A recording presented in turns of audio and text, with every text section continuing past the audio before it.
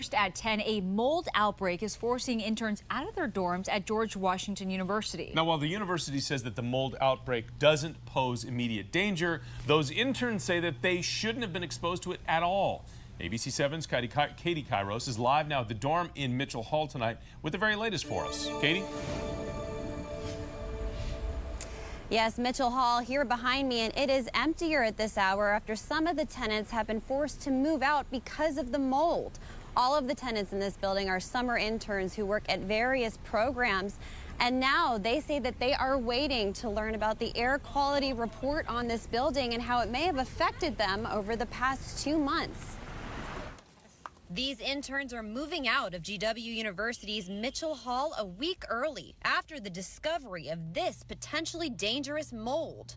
Honestly, I would like for them to ensure that we have access to checkups if we would like to get them, that we know that this air is safe, and truthfully, I want my money back. This is ridiculous. In Skylar Nicholson's dorm room, she just discovered she's been breathing this hidden in the ceiling for the last 2 months.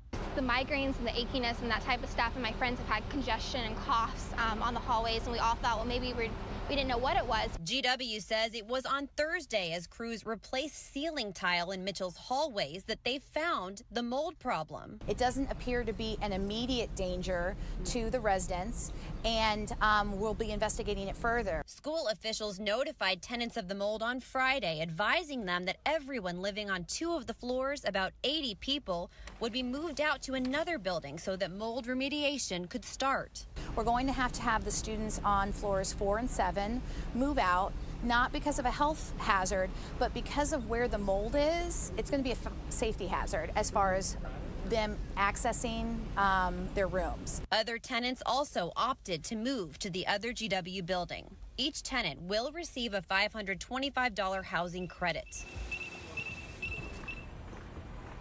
The school says it has employed a third party to do environmental testing on the building, and it will share the results with the tenants. Live in Northwest Washington, Katie Kairos, ABC 7 News.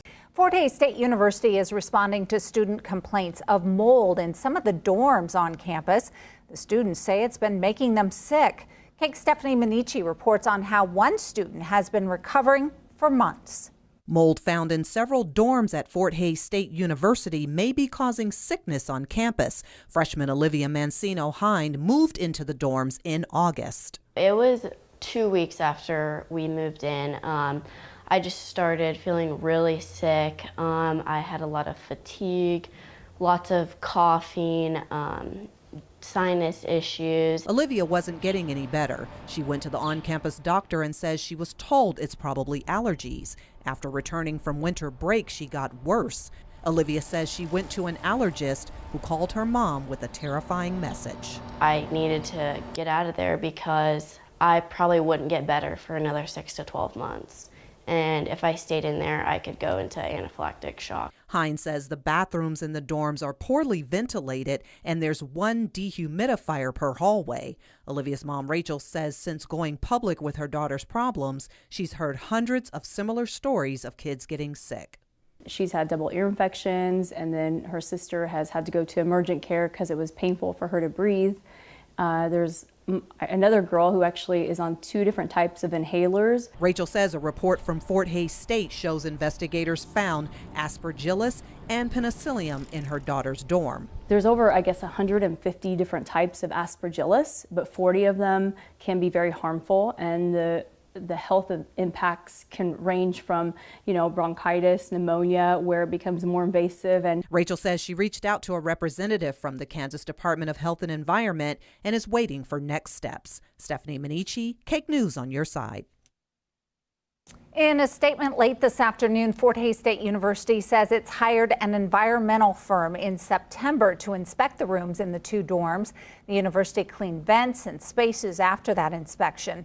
In October, a final report from the firm shows it did find 2 types of common mold. FHSU is encouraging students who have problems to submit a work order to the school and to go to a doctor if they're feeling sick.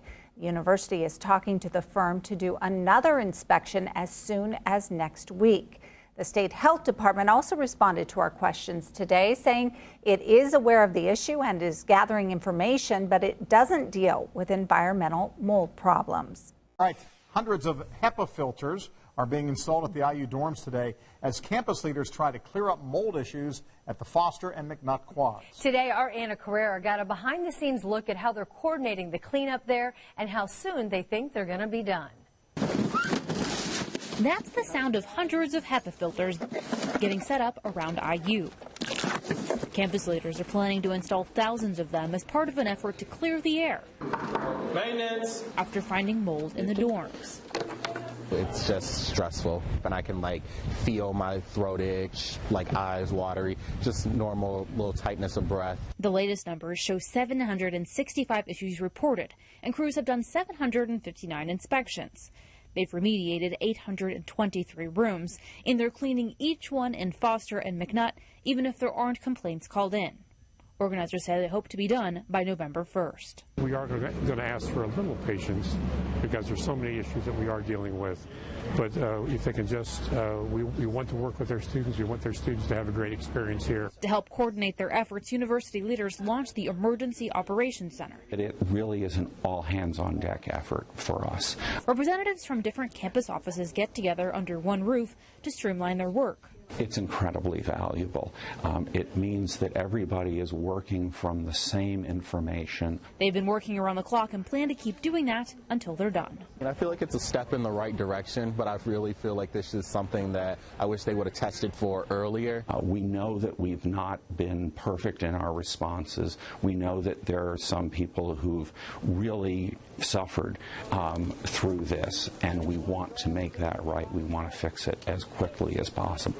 University leaders told us they still don't know how much all of this will cost, but they say they will pay whatever it takes to make sure all the problems are fixed and the students are safe. Reporting in Bloomington, I'm Anna Carrera, Channel 13 Eyewitness News.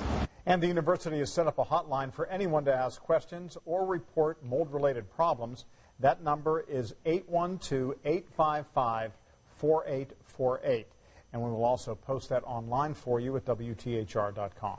I definitely wake up with a sore throat or a cough. I just woke up with congestion and I started coughing. OU students telling us their dorms are literally making them sick. And tonight, a former student saying the problem has been going on for years. Well, now she's suing. News 4's Kaylee Olivas is back at OU tonight. This toxicology report from 3 years ago shows a former Walker resident had chemicals caused by mold exposure in her body.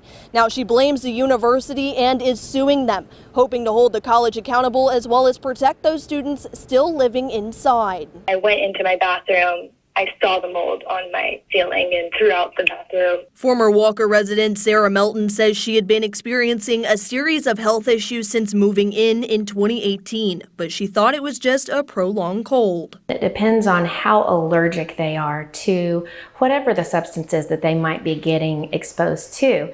So that could go anywhere from respiratory problems like asthma, cough, drainage, stuffy nose, itchy, watery eyes. So she immediately got tested. These two toxicology reports showing chemicals in her bloodstream, all produced by mold and water-damaged buildings. Really what it boils down to is the health and safety of students, and I felt like they were failing me, but they were also failing the rest of the students that lived in those dorm towers. Since then, the college has installed devices in Walker and Couch residence halls designed to eliminate bacteria and fungi, saying earlier this week, OU has taken steps to ensure residence halls meet the highest standards of cleanliness. But Melton says it's not enough, and so she filed a civil relief lawsuit in 2021. The university tells News 4, quote, "We are aware of the suit and are responding as appropriate." There needs to be some sort of